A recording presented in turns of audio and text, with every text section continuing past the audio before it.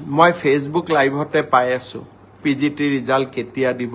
graduate টিচাৰৰ result কেতিয়া দিব মই হ'ব খোজা শিক্ষকসকলক এটা অনুৰোধ কৰিম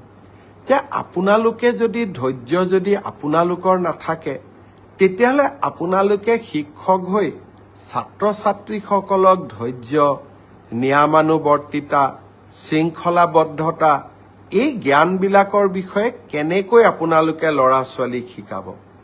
মই আপোনালোক যি ধৰণে উদ্গ্ৰীৱ হৈ আছে মোৰ চিন্তা সিমানেই বাঢ়ি গৈ আছে যে আপোনালোকে একোজন প্ৰকৃত শিক্ষক হ'ব পাৰিবনে নাই সেয়েহে যিমানে আপোনালোকৰ চিন্তা বাঢ়িছে নিযুক্তিৰ তাৰিখো মই 15 দিনকৈ আগুৱাই লৈ গৈ আছো যাতে আপোনালোকৰো এটা ধৈৰ্যৰ পৰীক্ষা আমি ল'ব পাৰো তথাপিতো আপোনালোকে যেটো সুধি থাকে সেই কাৰণে মই উত্তৰ দিব খুজিছো মে মাহৰ প্ৰথম সপ্তাহত পোষ্ট গ্ৰেজুৱেট আৰু গ্ৰেজুৱেট টিচাৰ যি 9075টা পদৰ গ্ৰেজুৱেট টিচাৰৰ নিযুক্তি পৰীক্ষা হৈছিল তাৰ ফলাফল সেবাই ঘোষণা কৰিব কিন্তু তাৰ পিছত আপোনালোকৰ ডকুমেন্ট ভেৰিফিকেশন হ'ব আৰু ফাইনেল নিযুক্তি 10 অক্টোবৰত হ'ব আৰু 10 অক্টোবৰলৈ আপোনালোকে ধৈৰ্য ধৰিবই লাগিব কাৰণ আমিও আপোনালোকৰ অকণমান ধৈৰ্যৰ পৰীক্ষা কৰিব খুজিছো ঠিক সেই ধৰণে যিসকল শিক্ষকে মোক সুধি আছে 5550ৰ লিষ্ট কেতিয়া দিব আপোনালোককো মই জনাব খুজিছো যে এপ্ৰিল মাহৰ ভিতৰত আমি আপোনালোকৰ ডকুমেন্ট ভেৰিফিকেশনৰ কাম শেষ কৰিম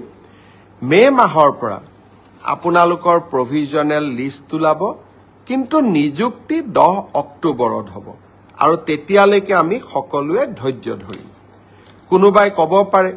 যে নতুন নিযুক্তিৰ ল'ৰা ছোৱালীয়ে যদি ইমান দেৰি কৈ দিও তাতো পোষ্ট ল'ব নেকি নহয় নতুন নিযুক্তিৰ তালিকা 10 অক্টোবৰৰ পিছত ওলাব গতিকে 10 অক্টোবৰত যি সকলে নিযুক্তি পাব তেওঁলোকে স্বাভাৱিকভাৱে নতুন নিযুক্তিত এলপিৰ শিক্ষক এলপিত অৱতীৰ্ণ হ'ব নোৱাৰিব কিন্তু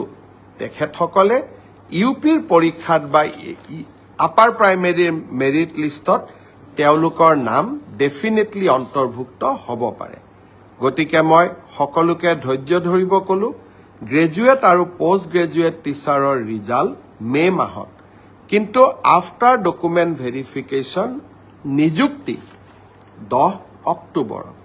তেনেকৈ এলপি এমিৰ 5550ৰো ডকুমেন্ট ভেৰিফিকেশনৰ কাম এপ্ৰিল মাহত আমি সমাপ্ত কৰিম